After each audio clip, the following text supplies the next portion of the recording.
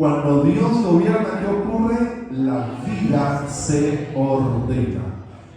Creo que no es un secreto cuando prendemos las noticias, todo lo que está ocurriendo a nivel político, a nivel mundial, no solamente en Latinoamérica, en Medio Oriente, en Europa, etcétera. Hay revuelos en los gobiernos, hay presidentes que se los están, ya vieron, uno se lo llevaron preso a los Estados Unidos, otros están temblando allí en sus posiciones de gobierno, otros van de salida. Este año hay elecciones presidenciales, porque el tema del gobierno, de acuerdo a la Biblia, es importante.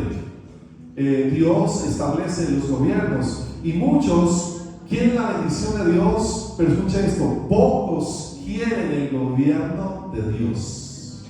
Hay mucha gente que quiere experimentar las promesas, la gracia de Dios, y traigo en el tema precisamente ese contexto político, social que estamos viviendo, porque cuando sube un gobierno todos quieren que esas promesas se hagan realidad, que el sueldo suba, que quiten peajes, que quiten impuestos, ¿cierto? Todos vienen con ese tipo de realidades, pero muchas veces son políticas populistas que simplemente quieren atraer votos, y la realidad es que la gran mayoría de los gobiernos humanos han fracasado, y ese fracaso proviene de que no quieren gobernar, pero no quieren que Dios gobierne en sus naciones, en sus ciudades.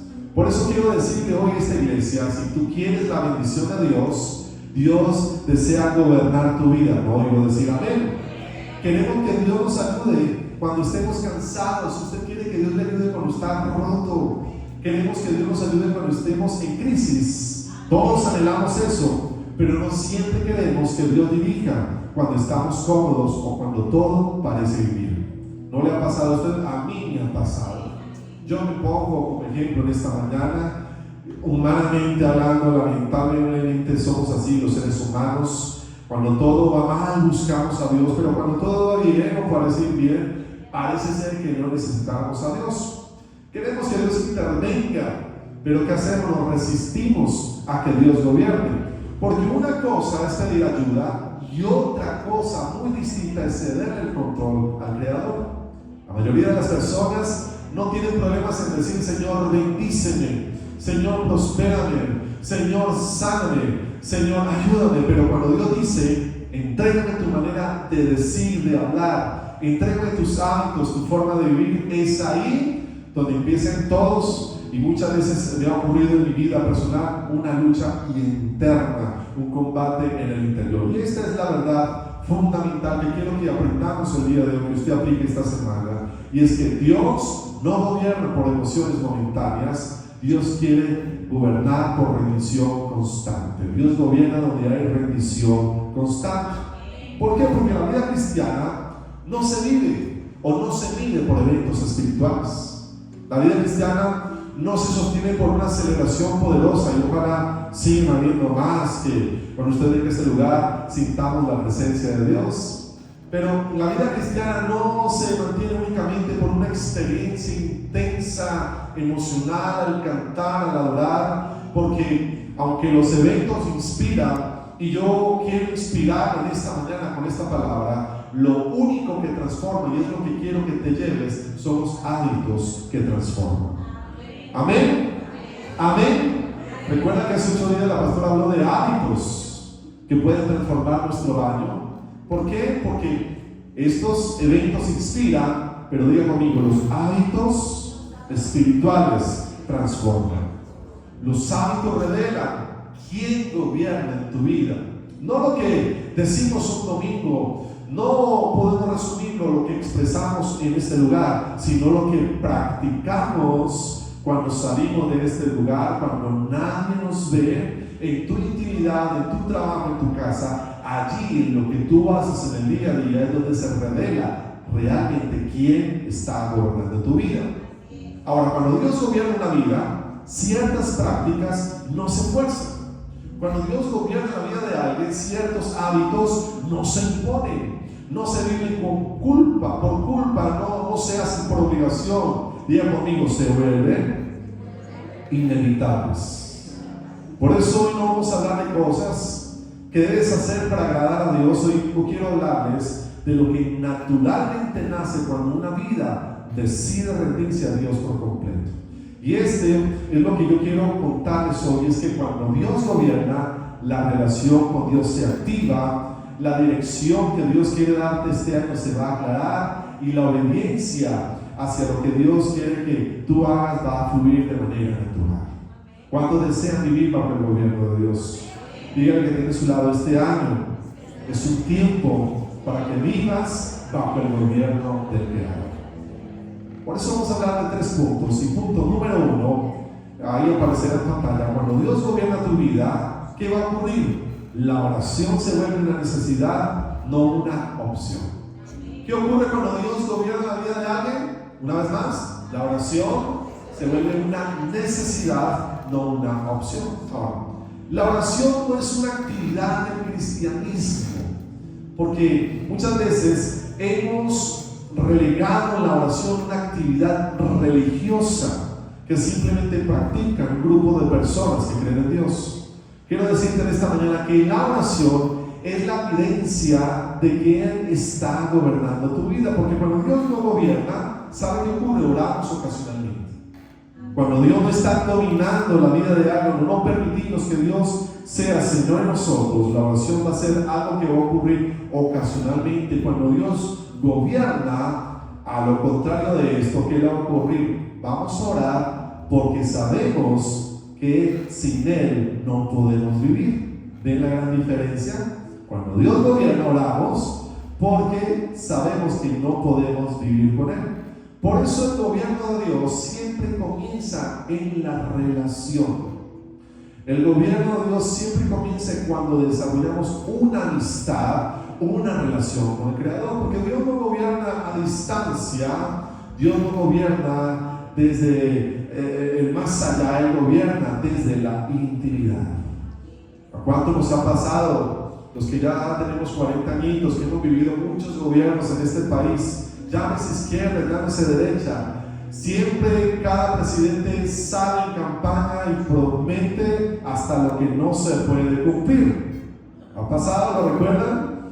Y el presidente se posiciona en su gobierno y todo lo que prometió hacer no se cumple, se distancia del pueblo, y ahí siempre hay esa lucha en nuestro país y en cualquier país del mundo. Por eso Dios no desea gobernar desde promesas no cumplidas. Dios desea gobernar en tu vida desde una relación íntima, cercana contigo, donde tú puedes escucharlo a Él, pero también donde tú eres escuchado, y no solamente para desahogarte, sino para orar y operar en tu vida, en tus necesidades, en tus dificultades, porque Dios desea una relación cercana e íntima con nosotros. Por eso la intimidad con Dios, día conmigo, se construye desde la oración. ¿Cómo construimos una sana relación con el Creador? Diga conmigo, desde la oración. Ahora, no es la oración apurada, cuando nos sentamos a la mesa y decimos gracias por este amén, ni nombramos los alimentos. No es la oración mecánica cuando estamos en el avión y hay turbulencia y rezamos el Padre Nuestro, el Ave María, lo que se nos ocurre, porque el miedo nos invade. Sino, diga conmigo, en la oración, y esto es profundo, donde, diga conmigo, donde rendimos el control a Dios. Esa es la oración en la cual hay rendición, donde podemos conectarnos con Él y generar una relación íntima con el Creador. Ahora, si Dios gobierna tu vida, no vamos a tomar decisiones importantes sin hablar con Él. Si Dios gobierna tu vida, lo que va a ocurrir es que antes de tomar cualquier decisión, tú vas a hablar con Dios para que Él te dirija, para que Él te muestre, para que Él te guíe. Cuando Dios gobierna, no enfrentamos batallas solos, porque esa relación íntima dice: si Dios es con nosotros, ¿quién contra nosotros? Cuando Dios gobierna la vida de alguien, no caminamos desconectados, porque la oración nos permite esa conexión constante y directa con el Creador. Dice Marcos 1:35, levantándose muy de mañana y siendo muy oscuro, habla de Jesús, salió y se fue a un lugar desierto. ¿Y qué hacía Él? Y allí oraba. Ahora, miren qué tremendo esto. Jesús no oraba porque le faltara poder. Recuerda que Jesús es el Hijo de Dios, es el Dios encarnado. Jesús no oraba porque estuviera inseguro. Jesús oraba porque vivía completamente sometido a la voluntad del Padre en su humanidad. Por eso la oración no debe de ser un evento en tu vida. La oración no era un evento en la vida de Jesús ocasional. Acabamos de leer, Jesús todas las mañanas, antes de hacer cualquier cosa, se apartaba un lugar y oraba a Dios, porque la oración era su sistema de vida, de conexión desde su humanidad con Dios el Padre. ¿Me hago entender en esta mañana? Por eso antes de Jesús enfrentar multitudes, antes de Jesús enfrentar o tomar decisiones, antes de ser confrontado por la oposición, ¿saben qué hacía Jesús? Jesús oraba, Jesús hablaba con su Padre, Jesús estaba en conexión con Dios. Por eso la verdad importante de eso es que si Dios en la persona de Jesús necesitaba orar, escuche esto, ¿cuánto más nosotros necesitamos esa conexión con Dios? Porque la oración no es solo hablar, ya conmigo, es alinearse con el propósito, dígalo fuerte, con la dirección y con la voluntad de Dios. Para eso es la oración. Ahora, en la oración, ¿sabe qué ocurre? El corazón se ordena. ¿Les gusta esa idea? ¿A cuánto nos ha pasado que tenemos el corazón revuelto de emociones? Odio, rencores, resentimientos, ansiedades, preocupaciones. Pues cuando tú oras, Dios ordena tu corazón. La ansiedad se calma. Hay problemas, hay dificultades, pero a través de la oración Él trae su paz sobre nosotros. En la oración la mente se enfoca, porque vivimos en un mundo lleno de oscuridad, a través de la cual el enemigo confunde la mente y el corazón. Pero cuando oramos a Dios, Él enfoca nuestros pensamientos a su propósito de bendición y prosperidad. En la oración la voluntad se rinde, porque si algo hemos demostrado todos aquí es que cuando lo hacemos a nuestra manera fracasamos, fallamos, la embarramos. Pero cuando vamos en oración a Jesús, a Dios, cuando entramos en ese tiempo de intimidad, nuestra voluntad se rinde y Dios toma y asume el control del gobierno y empezamos a ser bendecidos y prosperados. ¿Es mentira o es verdad? Si es verdad, dígame. Ahora, cuando no oramos, ¿sabe qué ocurre? Reaccionamos impulsivamente. ¿Nos pasa? ¿Les ha pasado? A mí me ha pasado. Decidimos desde el miedo, desde el temor. No hay peor consejero que el miedo y el temor. Eso ocurre cuando no oramos. Caminamos desde la carne, desde la humanidad, desde la limitación. Pero cuando oramos, ¿sabe qué ocurre? Opuestamente a lo dicho anterior, discernimos mejor. Discernir es saber qué hacer, qué actuar. Esperamos en sus promesas, escuchamos su propósito, porque la oración no cambia primero las circunstancias, pero la oración sí cambia el corazón que está enfrentando las circunstancias, los problemas y las dificultades. Por eso el enemigo no se opone tanto a que vengas a la iglesia, pero sí se opone, escucha esto y dígaselo a la persona que tiene a su lado, el enemigo sí se opone a que desarrolles, miren los ojos a esa persona, dígale, a que desarrolles una vida de oración. ¿Me estoy haciendo entender? El enemigo no se enoja porque usted tenga la iglesia, pero el diablo siempre se va a oponer a que usted tenga una vida de oración. Porque una vida que ora es una vida que no se deja gobernar por el caos. Una persona que ora es una persona que está en contacto con Dios. Una persona que ora es alguien que siempre va a activar y ver las promesas de Dios. Dice Jeremías 33:3, allí aparece: clama a mí, dice Jeremías, habla proféticamente en la voz del Señor, y dice: yo te responderé y te enseñaré cosas grandes y ocultas que tú no conoces. Ahora, este versículo no le fue dado a Jeremías cuando estaba encerrado, le fue dado, perdón, a Jeremías cuando estaba encerrado, limitado, no tenía control de su entorno. Pero aunque Dios no le prometió libertad, a través de la oración, ¿qué le prometió? Diga conmigo: revelación. Porque esa palabra clamar significa buscar con intención, con dependencia, con hambre. Y esa expresión dice: clama a mí. Es decir, la oración tiene que ser un contacto intencional a través del cual buscamos dependencia y hambre por la presencia de Dios. ¿Y qué a continuación dice allí? Responderé. Significa que Dios no guarda silencio ante un corazón que está rendido. Dios responde las oraciones de quienes lo buscan con hambre y con necesidad de Él. Y luego dice: te enseñaré cosas grandes y ocultas. Significa que Dios entonces muestra dirección. Dios da propósito, salidas, antes de que las circunstancias quieran dañarnos. Por eso, tal vez hoy muchos de nosotros no podamos cambiar la situación actual, problemas, dificultades, necesidades, pero si oramos, Dios puede cambiar nuestra perspectiva. Dios puede mostrarte un mejor camino y Dios puede prepararte para las bendiciones que Dios va a depositar en tu vida este año 2026. ¿Cuántos dicen amén? ¿Cuántos desean esa bendición, esa presencia de Dios? Porque si Dios gobierna en tu vida, entonces ¿qué vamos a empezar a hacer? Día conmigo, voy a empezar a orar antes de decidir. ¿Qué necesitas? Orar antes de decidir. Orar antes, diga conmigo, de hablar. Si Dios gobierna tu vida, vas a orar antes de reaccionar. Porque recuerda, la oración no es el último recurso del creyente. La oración es el primer movimiento inteligente y estratégico que un creyente va a hacer y debe de hacer antes de cualquier cosa. ¿Cuántos dicen amén a eso? ¿Cuántos dicen amén a eso?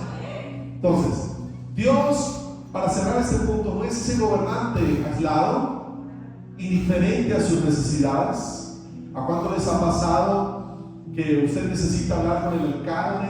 Yo recuerdo hace años que necesitaba hablar con el alcalde y fui a sacar cita. El alcalde no está, el alcalde no puede, cada semana hay una respuesta diferente. Nunca pude hablar con el alcalde porque el alcalde nunca estaba, aunque estaba en descanso. Pues con Dios no te va a pasar eso, porque Dios quiere una relación contigo íntima. Dios quiere escuchar tu voz. Por eso, diga conmigo, voy a hacer de la oración mi primer movimiento. Una vez diga conmigo, antes de decidir, antes de hablar y antes de reaccionar, la oración voy a hacer lo primero que haga en mi vida. ¿A cuánto le parece esto importante? Pero punto número 2, cuando Dios gobierna tu vida, ¿qué va a ocurrir? Vives en comunión constante. ¿Con quién? ¿Lo está leyendo?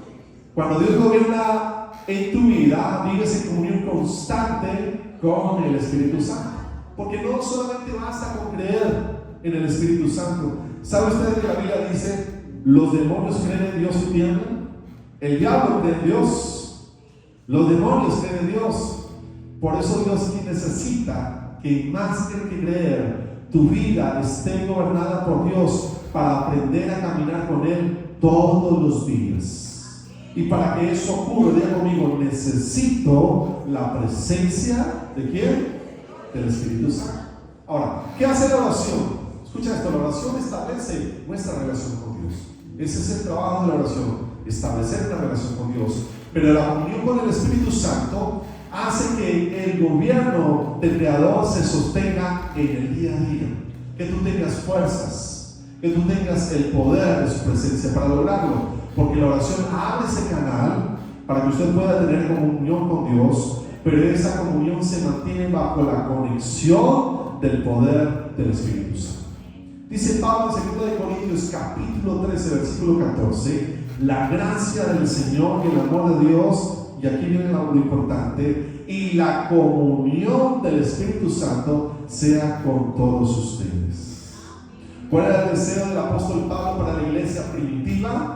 Que la gracia, el amor y la comunión del Espíritu Santo estuviera con la iglesia. Ahora, muchos conocen la doctrina del Espíritu Santo. Algunos la asocian con una paloma, otros la asocian con la energía de Dios, otros dicen que el Espíritu Santo es simplemente una presencia. Pero quiero decirte, el Espíritu Santo es la presencia de Dios mismo en conciencia y en voluntad, morando en la vida de quienes abren su corazón. Por eso necesitas una comunión, diga conmigo, diaria con el Espíritu Santo.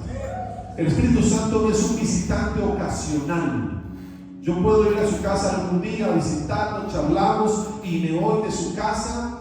Y quién sabe hasta cuándo volverá el pastor, pero quiero decirte, Dios desea convivir contigo todos los días, en toda circunstancia. No oigo decir amén. En cualquier dificultad, en abundancia o en escasez, Dios quiere morar contigo todos los días. Por eso Jesús dijo, es necesario que yo me vaya, y cuando yo me vaya, enviaré al Consolador, el cual está con ustedes, porque Jesús estaba presente en ese momento y estará dentro de ustedes.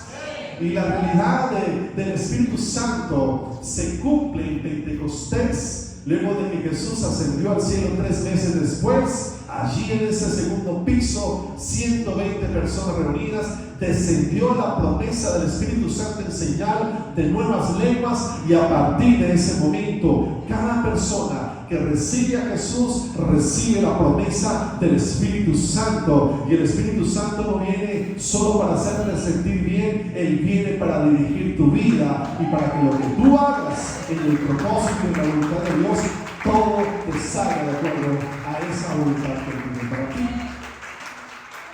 ¿Qué implica la comunión con el Espíritu Santo? Diga conmigo, escuchar cuando Él habla. ¿No los escuché a ustedes? ¿Por qué? Porque el Espíritu Santo es una persona. Piensa, tiene conciencia, tiene voluntad. Y por eso necesitamos oír, diga conmigo, la persona del Espíritu Santo. La comunión con el Espíritu Santo implica detenerte cuando Él te advierte y obedecer cuando Él dirige, porque el Espíritu Santo tiene como trabajo dirigir tu vida y ayudarte en el día a día. Ahora, el Espíritu Santo incomoda cuando alguien está en pecado. Y aquí todos fallamos, aquí todos les barramos. No oigo decir amén. Quiere decir que aquí todos están perfectos. Aquí todos fallamos. Aquí todos cometemos errores. Y por eso cuando el Espíritu Santo está en la vida de alguien, le muestra el pecado. El Espíritu Santo nos advierte de errores. El Espíritu Santo nos consuela en la debilidad. El Espíritu Santo nos guía cuando no sabemos qué hacer. Por eso necesitamos, diga conmigo, yo necesito la presencia del Espíritu Santo. Ahora, una vida sin la comunión con el Espíritu Santo, ¿sabe qué va a ocurrir? Esa persona se va a cansar espiritualmente, rápidamente. Una persona o un cristiano donde el Espíritu Santo no puede gobernar, se confunde, decide por emociones, y no hay nada peor que decidir por emociones. La Biblia dice, engañoso es el corazón del hombre. Cuando usted dice, sí, estás por aquí, pero no lo consultaste con Dios en oración, no estás en comunión con el Espíritu Santo, la vas a parar. Ahora, ¿qué ocurre si el Espíritu Santo gobierna? Caminas en dirección del propósito de Dios. Diga amén a eso. Vives con equilibrio y vas a responder con sabiduría. Por eso dice Hechos capítulo 1 versículo 8, recibiréis poder, léalo conmigo, cuando haya venido sobre nosotros el Espíritu Santo. ¿Qué recibe un cristiano cuando viene el Espíritu Santo? Recibe el poder de Dios. Recibe el poder de Dios. Y si el poder de Dios está en nosotros, entonces vamos a poder decirle no al pecado. Vamos a poder permanecer firmes. Vamos a tomar decisiones correctas. Vamos a caminar realmente en propósito, porque Dios te dio su Espíritu Santo para gobernarte desde adentro. Y cuando Dios gobierna el corazón y la vida de esa persona y de alguien, y yo aspiro en esta mañana que hoy el Espíritu Santo gobierne en todos nosotros, entonces vamos a empezar a vivir en bendición, en prosperidad. Dice la Biblia, aunque pases por las aguas no te ahogarán, aunque pases por el fuego no te quemarás. Esa es una vida que vive en el Espíritu Santo, porque podemos estar rodeados de problemas, pero siempre vamos a salir airosos, porque el Espíritu Santo irá y va con nosotros y genera libertad, sanidad y prosperidad. ¿Cuántos dicen amén? Entonces, ¿qué momento tan importante para reflexionar? Pregúntese de forma muy sincera y honesta para usted mismo. Esto sí no se lo voy a decir que tiene a su lado. Pregúntese usted mismo. ¿Usted consulta al Espíritu Santo antes de tomar decisiones? ¿Puede decir en esta mañana que reconoce su voz o son las emociones que hablan en tu corazón? Y esta pregunta no busca juzgarle, pero sí busca que usted mismo se confronte. No para que se sienta mal, sino una vez más, para que anhelemos la presencia del Espíritu Santo. Por eso cuando Dios gobierna una vida, ¿qué va a ocurrir? Número 2, la presencia del Espíritu Santo va a ser visible. Por unos segundos dígale al Señor ahí, cierra sus ojos: Espíritu Santo, ven a mi vida, llena mi corazón. Espíritu Santo, toma el control de mi voluntad. Pero punto número 3, cuando Dios gobierna tu vida, léalo conmigo: la obediencia se vuelve evidencia. ¿Qué ocurre cuando Dios gobierna la vida de alguien? Número 3, la obediencia se vuelve evidencia. Ahora, la obediencia no es una carga pesada. Todos los que vimos, niños, adolescentes, todos, ¿a cuánto les costaba obedecer a papá y a mamá? A todos, ¿cierto? ¿Cuántas cosas no nos pasaron por desobediencia? ¿Cierto? ¿Cuántas veces no nos tuvieron que corregir por desobedientes? Porque lamentablemente veíamos la obediencia como algo pesado, una carga, pero la obediencia, de acuerdo a la Biblia, es la prueba visible de que realmente Dios está gobernando tu vida. El gobierno de Dios se construye a través de la oración canal. El gobierno de Dios se sostiene en la comunión con el Espíritu Santo, pero el gobierno de Dios se evidencia cuando realmente aprendemos a obedecer al Creador. ¿Por qué? Porque la oración, una vez más, diga conmigo, establece relación. ¿Qué hace la oración? Vuélvase teólogo en esta mañana por unos segundos. Diga conmigo: la oración establece relación, la comunión da dirección, y esto diga lo más fuerte: la obediencia demuestra quién manda. Ahora, ¿quién manda en su casa? ¿Su esposa, su esposo, sus hijos o Dios? Diga conmigo: yo quiero que Dios gobierne mi hogar.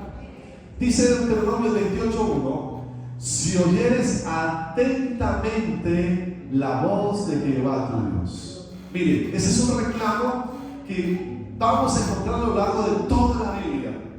Leamos una vez más: si oyeres atentamente la voz de Jehová. Eso es como cuando su mamá le dice algo: no lo vaya a hacer, y usted hace lo contrario. Diga: ¿qué pasa? Dígalo sin miedo. Nos va mal, nos estrellamos, ¿cierto? No hay nada más luego que la mamá le dé una advertencia. Uno dice como: ay, Dios mío, ya tengo que hacer lo que digo, porque un día haga lo contrario me va mal. Por eso la Biblia recurrentemente, cuando Dios habla, dice: necesito que escuches mi voz, que obedezcas mi voz, porque siempre que obedeces te va a ir bien. Y hablo al Creador. Ahora, por eso decía ahora, todos obedecemos a. Puede ser que a día de hoy la voz que tú escuchas es la del miedo, otros obedecen a la comodidad, otros obedecen a la presión que hay en su entorno familiar, secular, de trabajo, pero Dios quiere que obedezcas a Dios. Valga la redundancia, porque la obediencia no es perfección. La obediencia es una forma a través de la cual le podemos decir al Creador: me rindo delante de Él. Ahora, no obedecemos para que Dios nos ame más. No obedecemos para obtener más premios de Dios. Lo hacemos porque es una señal de rendición. No obedecemos para que Dios nos ame más. Obedecemos, diga conmigo, porque Dios te amó. ¿Porque Dios qué?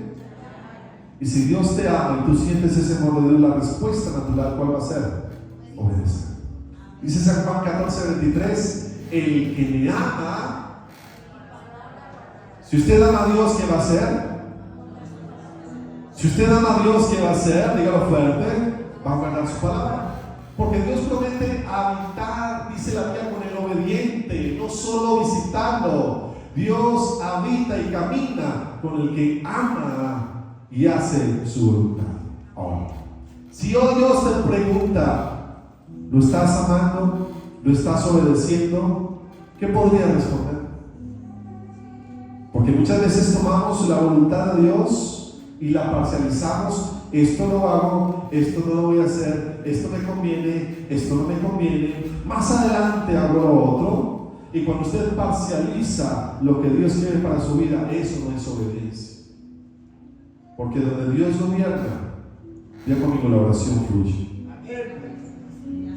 ¿Qué pasa donde Dios gobierna? Donde Dios gobierna, ya conmigo el Espíritu dirige.